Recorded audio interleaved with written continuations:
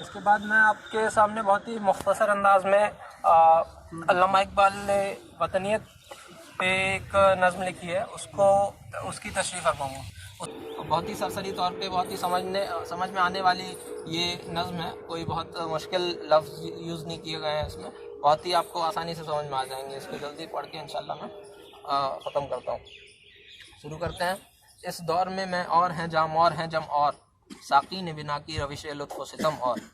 اس دور میں جو میں جام اور جم کی بات کی گئی، شراب کی، اس گلاس کی جس میں وہ پیش کیا جاتا ہے، ان کی مثال دیتے ہوئے کہتے ہیں کہ آج کی جو آئیڈیالوجیز ہیں، جو آج کے آئیڈیاز ہیں اور اس کے پروپوننٹس ہیں، اس کو جو پیش کرنے والے ہیں، اس کے ریسیو کرنے والے ہیں، وہ سب بدل چکے ہیں۔ اس کا جو ایرینا ہے جس میں وہ پریزنٹ کیا جاتا ہے، وہ سب بالکل تبدیل ہو چکے ہیں۔ ٹریڈیشنل جو یا کلاسیکل جو بھی ایک ایٹماسفیئر میں ہوتا تھا، وہ جس وے میں ہوتا تھا، وہ بالکل تبدیل ہو چکا ہے۔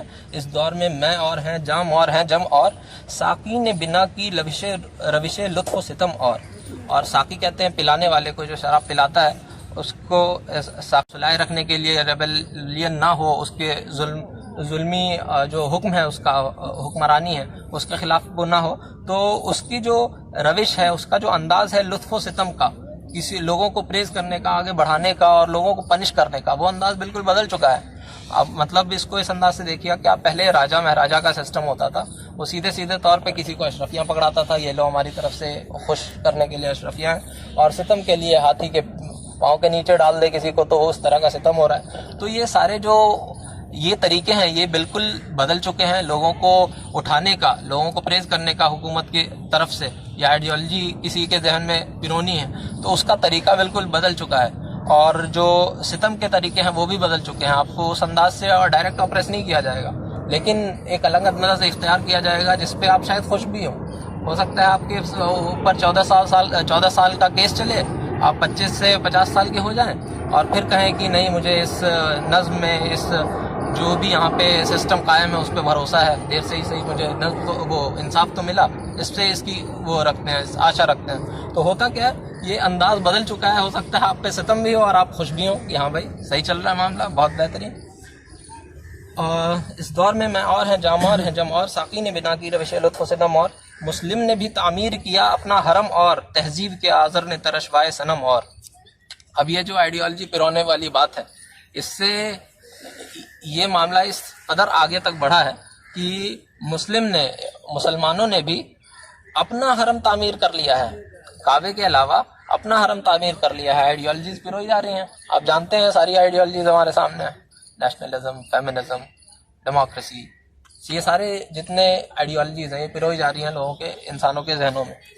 تو مسلمانوں نے کیا کیا ہے، مسلمانوں نے بھی اس کا اعتراف کر کے ایک اپنا الگ سے، اس کعبے کے علاوہ ایک الگ سے آئیڈیا تعمیر کرنے لگا ہے۔ ایک اسلام کا آئیڈیا ہے، اسلامک آئیڈیل ہے، اسلامک بلڈنگ میں، اور ایک دوسرا آئیڈیل وہ مسلم تعمیر کرنے لگا ہے، اپنا حرم اور بنانے لگا ہے۔ تہذیب کے آذر نے ترشوائے صنم اور، تو یہ جو آج کی سویلائزیشن ہے، جو آج کی تہذیب ہے، اس نے صنم، آئیڈلز کو کہتے ہیں، مورتیوں کو کہتے ہیں صنم، اس تہذیب نے کچھ نئے طرح کے صنم بنانا شروع کر دیے ہیں۔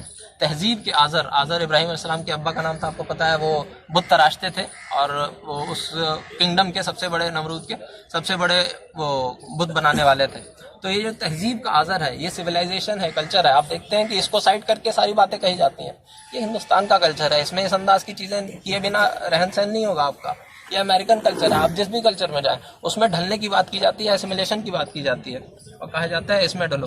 تو یہ جو تہذیب کا ایک آذر ہے، وہ ایک صنم بنوا رہا ہے۔ تہذیب کے آذر نے ترشوائے صنم اور پھر کہتے ہیں اس نے جو اصنام بنائے ہیں، انہوں نے جو بت بنائے ہیں اس نئی تہذیب نے، کئی جو آپ کو بتائے ہیں میں نے، فیمنزم ہے یا کمیونزم ہے، یہ کئی طرح کے بت ہیں۔ یہ بت کیوں ہیں؟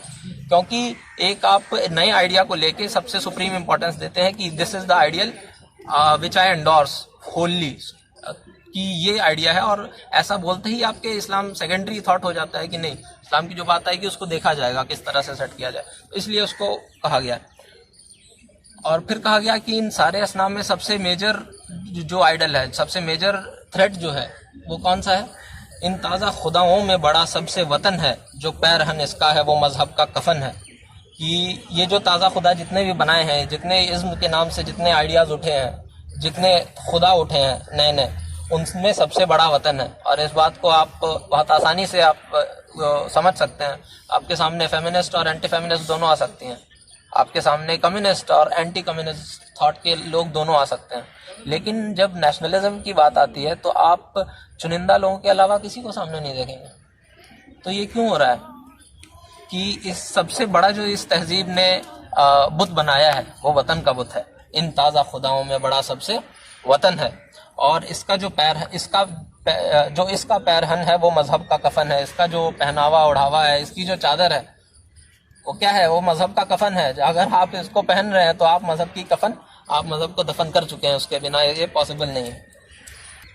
اچھا، یہ تازہ خدا کی جو بات کی میں نے، اس میں آپ دیکھتے ہیں خدا کی جگہ ایک نیشن کو آگے رکھنا. کچھ لوگ کہتے ہیں، یا جب پہلی بار سنتے ہیں کہ یار یہ کیسی بات کر رہے ہو تم، خدا ایک الگ سی چیز ہے، اس کو الگ انداز سے پرسیو کیا جاتا ہے، سمجھا جاتا ہے، اور تم نیشن کو ایک جو اینٹی ہے، فزیکل اینٹی ہے، اس کے متبادل قرار دے رہے ہو، کہہ رہے ہو ایک دوسرے کی جگہ لے سکتی ہیں.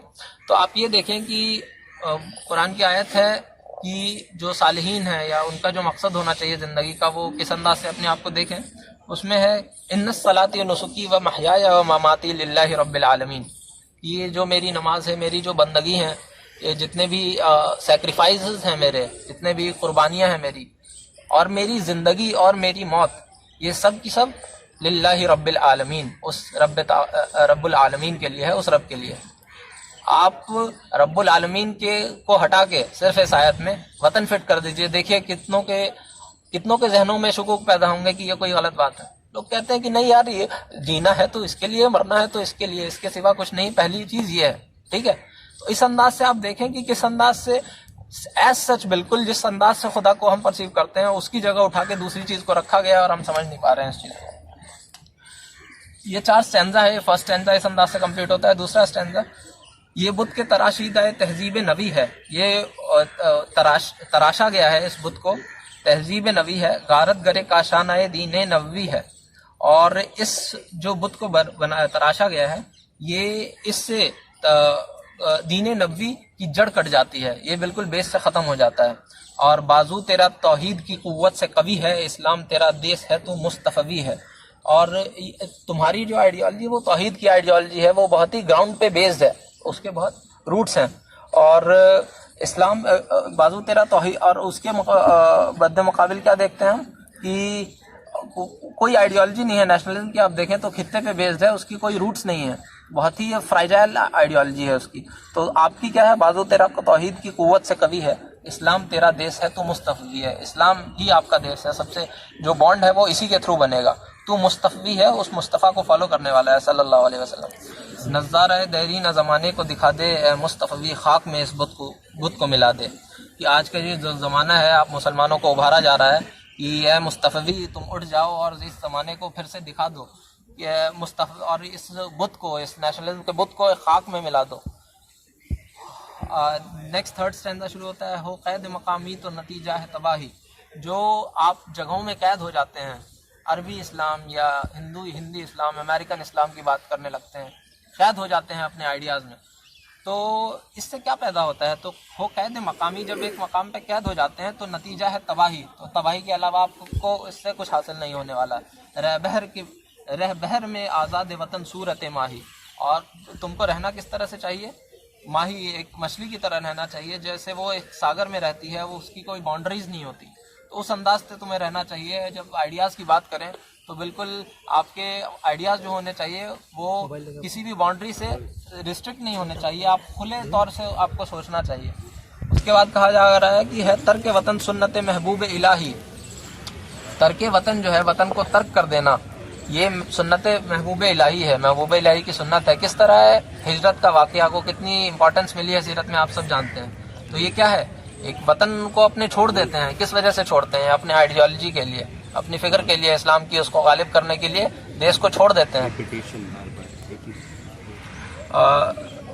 ہے ترک وطن سنت محبوب الہی، دے تو بھی نبوت کی صداقت پہ گواہی. پھر سے آپ کو ابھارا جا رہا ہے کہ تمہیں مصطفی، میں نے کہا ہے تم مصطفیٰ کے فالوور ہو، اس سنت کی پیروی تمہارا لازمی، تم پہ لازمی ہے کہ تم اس سنت کو فالو کرو.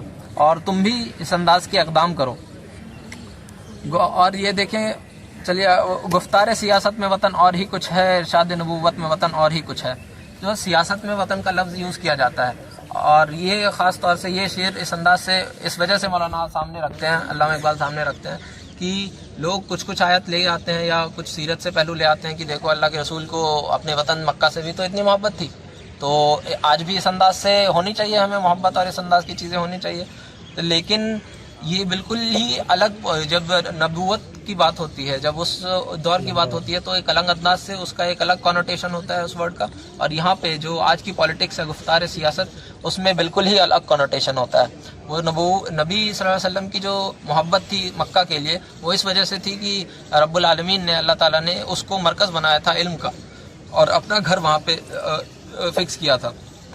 اور ہماری محبت کا کوئی ایسا سچ مرکز نہیں ہے. گفتار سیاست میں وطن اور ہی کچھ ہے، ارشاد نبوت میں وطن اور ہی کچھ ہے. آخری اسٹینزا اس انداز سے جاتا ہے. اب یہ ایک جنرک نیشنلزم پہ کرٹیک کرتے ہیں، اور جو ایک انسانی ذہن اگر مسلمان نہیں ہے تو وہ بھی ان باتوں کو سمجھ سکتا ہے. آپ رابندر ناتھ ٹیگور کو دیکھیں گے، وہ بھی بہت ہی نیشنلزم کے خلاف انہوں نے کئی چیزیں لکھی ہیں. اور کئی اوپن مائنڈیڈ لوگوں کو دیکھیں گے آپ، نیشنلزم کی وہ خامیوں کو جانتے ہیں کہ اس کے کیا بیس ہے، کوئی اس کا بیک گراؤنڈ نہیں ہے، کوئی اس کے بیس نہیں ہے. تو یہ اس انداز سے اس لاسٹ اسٹینزا میں چیز کو رکھتے ہیں کہ اقوام جہاں میں ہے رقابت تو اسی سے، کہ یہ جو دشمنیاں ہیں لوگوں کے اندر آج پورے ورلڈ میں دیکھیں تو ایک دوسرے سے دشمنی ہے، اس کا سب سے بڑا بیس جو ہے یہ نیشن ہے، کہ میں اس نیشن سے ہوں، تم مجھ سے ہو، آؤ لڑو، میں اس کو سپورٹ کروں گا، تم اس کو کرو گے. اقوام میں جہاں میں ہے، قوم میں جتنے بھی ایک دوسرے اقوام میں جو رقابت ہے، دشمنی ہے، وہ اسی وجہ سے ہے.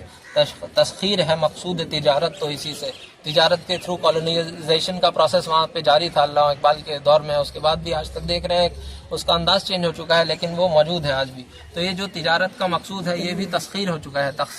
تسخیر ہے مقصود تجارت تو اسی سے، خالی ہے صداقت سے سیاست تو اسی سے.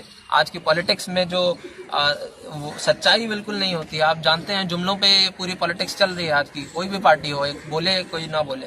خالی ہے صداقت سے سیاست تو اسی سے، کمزور کا گھر ہوتا ہے غارت تو اسی سے. آپ جانتے ہیں کہ کمزور کس انداز سے اس نظام میں پستہ چلا جا رہا ہے، اور وہ اسی آئیڈیا کی وجہ سے ہو رہا ہے. اقوام میں مخلوق کے خدا بٹتی ہے اس سے. جو اللہ نے ایک مخلوق پیدا کی تھی، ایک آدم و حوا سے کی تھی، اس کو ہم نے بانٹ دیا ہے، ایک خطے میں بانٹ دیا ہے، اس کو الگ آئیڈینٹیز دے دی ہیں.